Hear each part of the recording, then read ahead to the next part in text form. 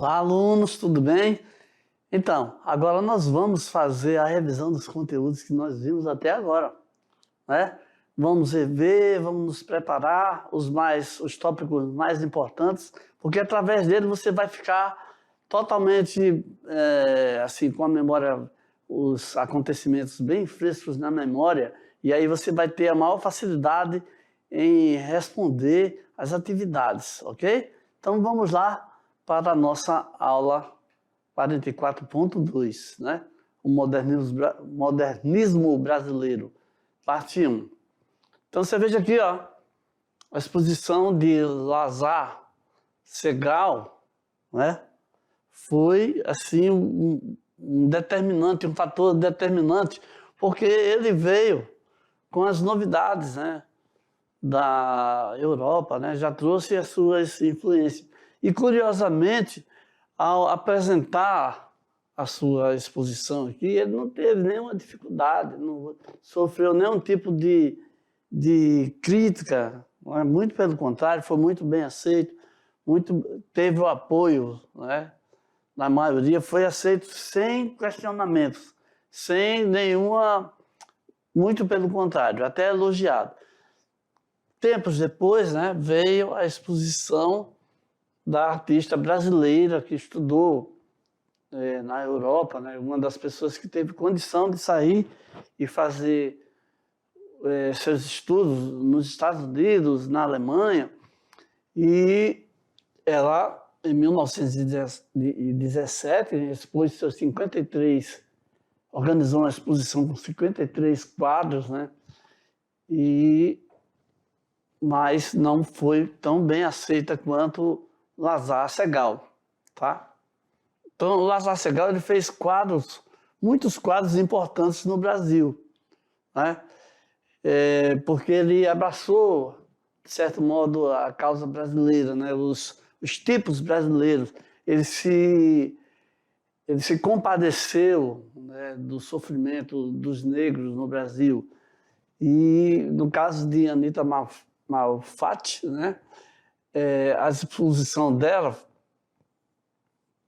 acabou deflagrando, acabou sendo assim uma espécie de estupim, vou usar uma palavra melhor, foi uma espécie de incentivo para que os artistas organizassem a Semana de Arte Moderna, né? E aí a Semana de Arte Moderna teve as suas críticas e as suas defesas, com S, tá? Então, foi muito importante o que aconteceu na Semana da Arte Moderna, tá? Então, nós vamos agora ver assim, um pouquinho do contexto, né? A burguesia brasileira se encontrava envolta nas tradições culturais francesas, na Belle Époque, né? E todo produto francês, aí sim, era aceito, era chique, era bom, era refinado. Por conta disso aí, nesse contexto, um grupo de artistas em São Paulo promoveu um evento que foi considerado o começo da primeira fase do modernismo, ou seja, a Semana da Arte Moderna, que contradizia, através das obras artísticas expostas, o refinamento e a padronização do então academicismo europeu literário. Então, veja bem, a Anita expôs um pouco antes, né? Em 1917. E aí teve um burburinho muito grande. Teve, assim, várias críticas e, assim, palavras, né, defesas apaixonadas de alguns escritores, né? As pessoas escreviam no jornal e aí todo mundo lia e aí tinha aqueles debates nas esquinas, nas rodinhas, nos cafés. E, por conta disso, 5 artistas e intelectuais organizaram a Semana da Arte Moderna no Brasil, né, que completou o seu centenário, é isso? Foram revividas foram reapresentados vários quadros, né, tudo que aconteceu nessa Semana da Arte Moderna. Aqui nós vamos ver aqui, ó, vamos relembrar aqui que o Lazar Segal se interessa pela natureza tropical brasileira, né? Arquitetura das favelas, pelos tipos humanos, principalmente os negros, que eram exóticos diferentes, né, para o olhar europeu. No repertório de temas de Segal são expressões de um sentimento de compaixão pelo ser humano existencialmente marginalizado. Ou seja, as tonalidades sóbrias do período alemão somam-se cores iluminadas. Estamos vendo aqui o corpo presente. O Segal também estudou na Europa, né? Então, ó, esse primeiro quadro aqui, Menino com Lagartixa, né? E temos também aqui, ó, a figura do homem com violino, ok? E aí, Anita Malfatti também, Anita Catarina Malfatti, foi uma pintora, desenhista, gravadora, ilustradora e também professora, né? Era portadora de deficiência motora e é considerada a pioneira da arte moderna no Brasil por causa daquela sua exposição, né? Estudou no Colégio São José, no Colégio Mackenzie, se formou professora aos 19 anos, aí, bem novinha, ok?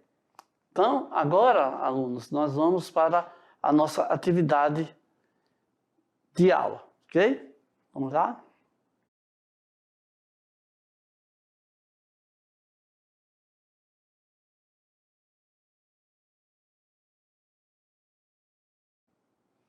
Ok, alunos? Então agora vamos ver as questões da nossa atividade de sala. Na questão de número 1, você vê o seguinte: sobre os artistas brasileiros modernistas, a característica citada abaixo corresponde a qual artista?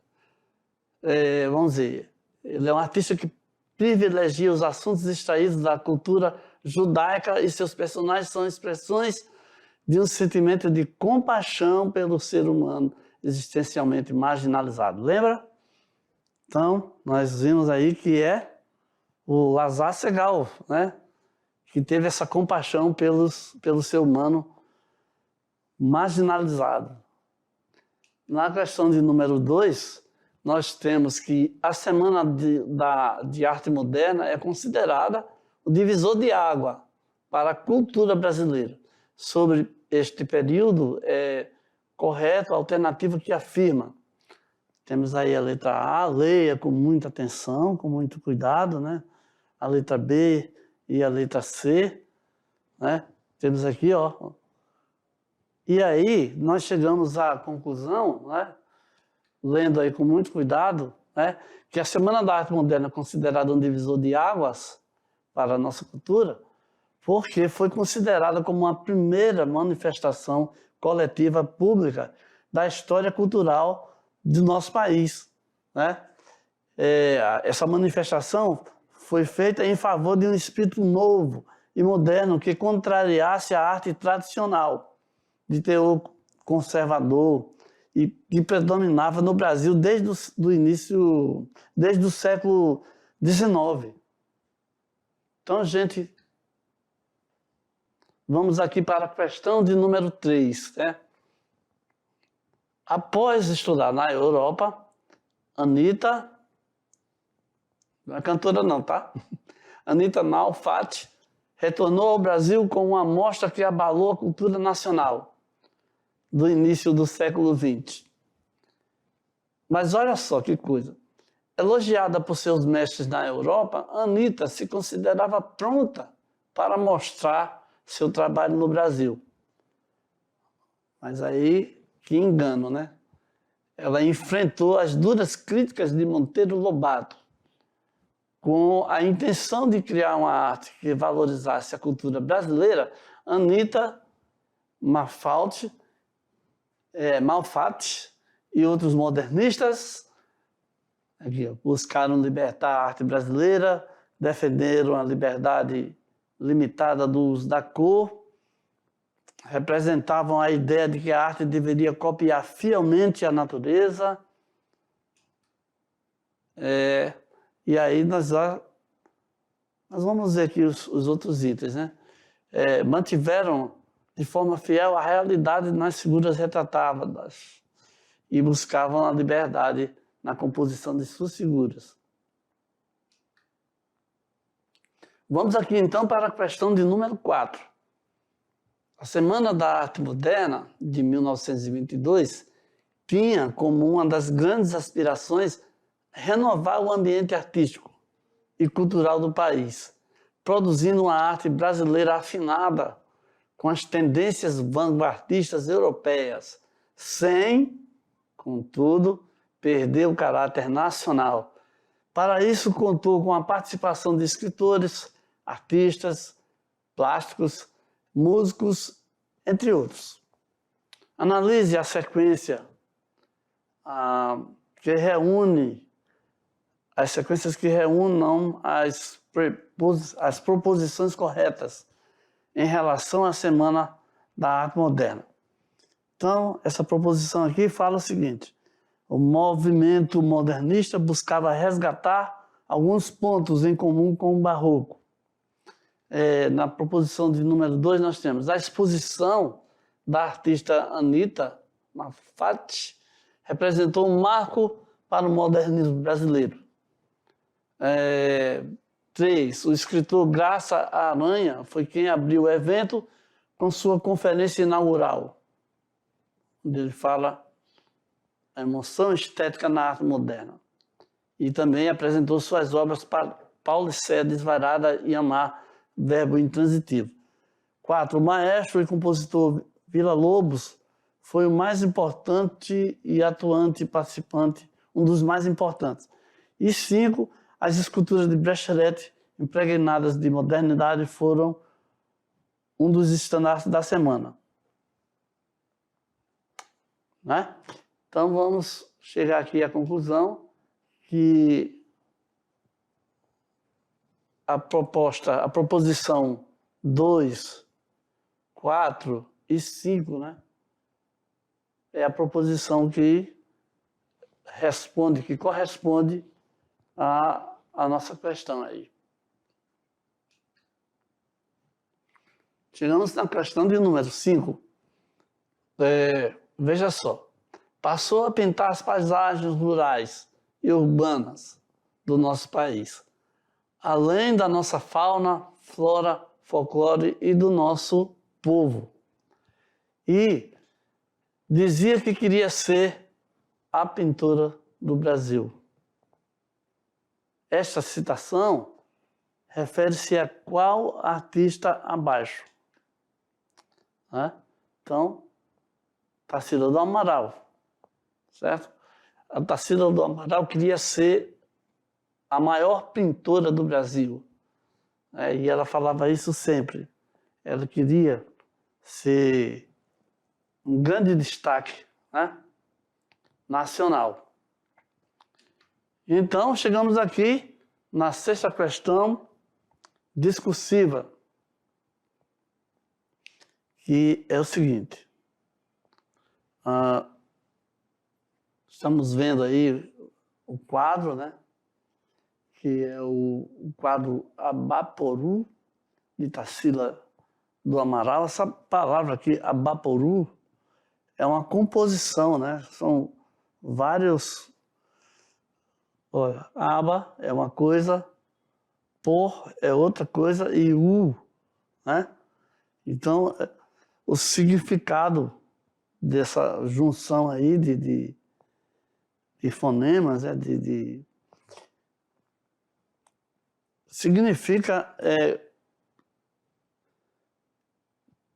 que eu não quero adiantar muito para não influenciar na resposta, né? Mas significa, tem a ver com a antropofagia, né? Então, fale como ela surgiu. Nós falamos bastante na nossa aula, né? Fale como aconteceu, né? Fale como a sua visão, o seu entendimento sobre essa nossa questão aqui.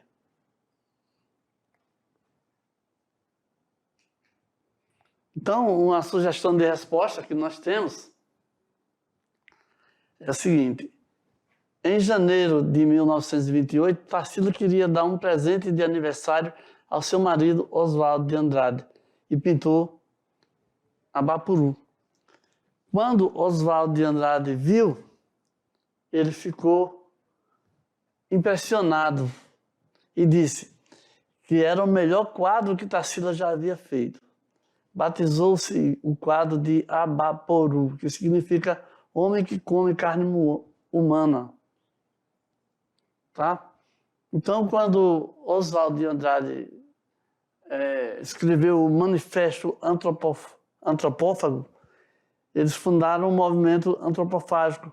A figura Abapuru simbolizou o movimento que queria deglutir a cultura europeia, que era a cultura vigente na época, e transformá-la em algo bem brasileiro, valorizando assim o nosso país. Então, alunos, você veja aí que nós revivemos, né, tudo que a nossa aula proporcionou, né, também, e aí fizemos também algumas entradas em alguns assuntos que é do domínio, né, do conhecimento geral, né, e que é necessário estar sempre lendo, sempre buscando para incorporar aos seus estudos, né? É muito importante que você esteja sempre lendo, sempre procurando enriquecer os seus conhecimentos, né? E também, no tocante às questões, que você leia com calma, com bastante atenção, porque muitas delas estão lá, de certo modo, para testar você, né? Para ver se você realmente tem atenção quando você vai responder atividades. Por que isso é tão importante ir desenvolvendo muito esse hábito, essa maneira? É importantíssimo porque através disso aí, quando você vai enfrentar algum concurso público, né, é justamente aí que algumas pessoas se saem bem, que algumas pessoas passam nos concursos, né, e ganham seus empregos, né, por conta de chamados a trabalhar, e outras não. Porque as pessoas mais criteriosas, mais cuidadosas, as pessoas que têm uma leitura geral, né, estão sempre sabendo das coisas, mesmo aquelas que não são diretamente faladas, né? Não aquelas que nem são diretamente mencionadas, mas que ela vai compreendendo o contexto, vai compreendendo as entrelinhas, e quando surge, quando se deparam com uma questão mais importante, então não se perde, sabe dar a sua opinião, sabe explorar os temas, né? Sabe chegar e se colocar e opinar. É sempre importante, e como é um universo muito vasto, né? É sempre importante que um aluno esteja assim antenado com os acontecimentos do mundo, se interesse, tenha a curiosidade, né, a preocupação de ir entendendo as coisas. Por que está havendo uma guerra na Ucrânia? Por que está acontecendo toda essa atitude da Rússia, da União Soviética, contra aquele país ali? Por que está havendo a discussão? Então as pessoas escrevem mundial sobre o assunto. Então as pessoas escrevem e isso afeta a nossa vida também, porque se a guerra se alastrar, também nós vamos ser impactados também pelos problemas que as guerras mundiais trazem, né? Então é motivo de preocupação nossa também, né? Então por isso que eu falo que tudo está interligado e a gente precisa ler, a gente precisa estar sempre antenado com os fatos para poder ter uma resposta correta e aceitável sobre todas as questões. Chegamos no fim da nossa atividade aí, chegamos no fim dessa nossa aula aí, e até a próxima aula, então. Tchau.